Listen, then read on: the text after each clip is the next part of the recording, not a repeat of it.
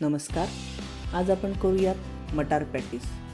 थंडी आहे आणि मस्त मटारचा सीझनसुद्धा चालू आहे, तेव्हा गरमागरम नाश्त्याला करूया मटार पॅटीस. त्याकरता लागणारं साहित्य आहे 1 किलो मटार मी मिक्सरमधनं जाडसर वाटून घेतले. 7 ते 8 उकडलेले बटाटे किसून घेतले. 7 ते 8 ब्रेडच्या स्लाईस मिक्सरमधनं बारीक करून त्याचे ब्रेड क्रम्स तयार केले. आलं मिरची लसणाची पेस्ट, धणे पावडर, कॉर्नफ्लॉवर, हळद, कोथिंबीर, मीठ, साखर, तेल, नारळाचा चव आणि लिंबाचा रस लागणार आहे आपल्याला. प्रथम आपण कढईमध्ये तेल घालून तेल गरम होऊ द्यावं. त्यात जराशी हळद आणि आलं मिरची लसणाची पेस्ट घालून चांगलं परतून घेऊयात. चांगला मस्त खमंग वास सुटला लसणाचा की मग आपण त्यात मटार जे आपण क्रश करून घेतले ते टाकूयात आणि हलवून घेऊया. हलवल्यानंतर त्यात नारळाचा चव घालू.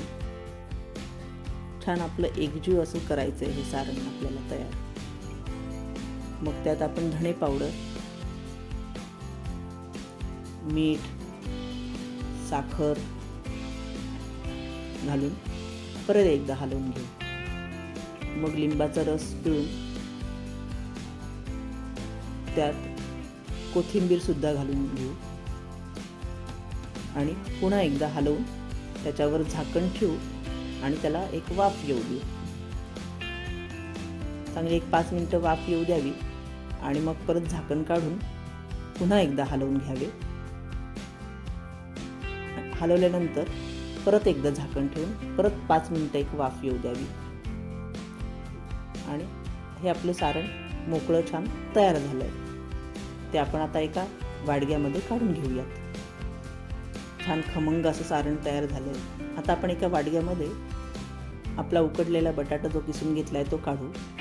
त्यात ब्रेड क्रम्स घालून मीठ घालूयात आणि ते मस्त मळून घेऊया. जसे आपण कणिक मळतो ना पोळी करता तसं मळून घेऊया छान आणि घट्ट गोळा करून तेलाचा हात लावून छान घट्ट गोळा तयार करू.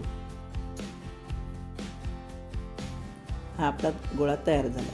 तेलाचा हात घ्यायचा आणि एक छोटी लाटी अशी हातावर घेऊन गोळा बनवून पारी तयार करायची बटाट्याची.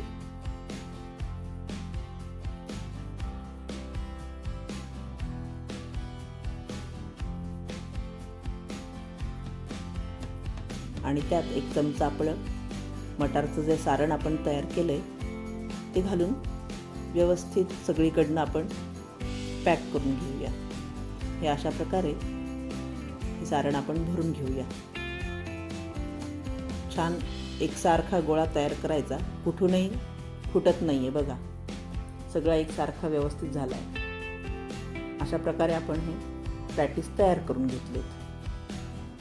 आता आपण कढईमध्ये तेल घालू, ते गरम करायला ठेवूया. तोपर्यंत वाडग्यामध्ये कॉर्नफ्लॉवर घालून त्यात मीठ घालून पाणी घालू आणि व्यवस्थित हलवून घेऊया.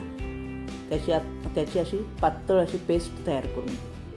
हे बघा एकदम पातळ लागते पेस्ट. त्यात आपण जे पॅटीस तयार केले ते बुडवून घेऊ आणि ब्रेड क्रम्समध्ये घोळवून घेऊ. हे असं घोळवल्यानंतर ते आपण तेलात टाकूया. हे गरम तेलात टाकले आणि छान आता हे खरपूस खमंग मस्त सोनेरी रंग येईपर्यंत तळून घ्यावेत आणि ते आपण एका कागदावर काढून घेऊ. म्हणजे एक्स्ट्रा तेल जर असेल त्यात तर ते कागदावर निघून जातं, म्हणून आपण ते कागदावर काढतो. अशा प्रकारे आपण हे छान सगळे तळून घेऊयात. हे बघा मस्त सोनेरी छान पॅटीस तयार झाले. तुम्हाला माझी रेसिपी आवडली असेल तर लाईक, कमेंट आणि सबस्क्राईब करा आणि शेअर करायला विसरू नका. मस्त गरमागरम पॅटीसचा आस्वाद घ्या. थँक्यू. माझ्या इतर रेसिपी पाहण्यासाठी स्क्रीनवर दिलेल्या व्हिडिओवर क्लिक करा.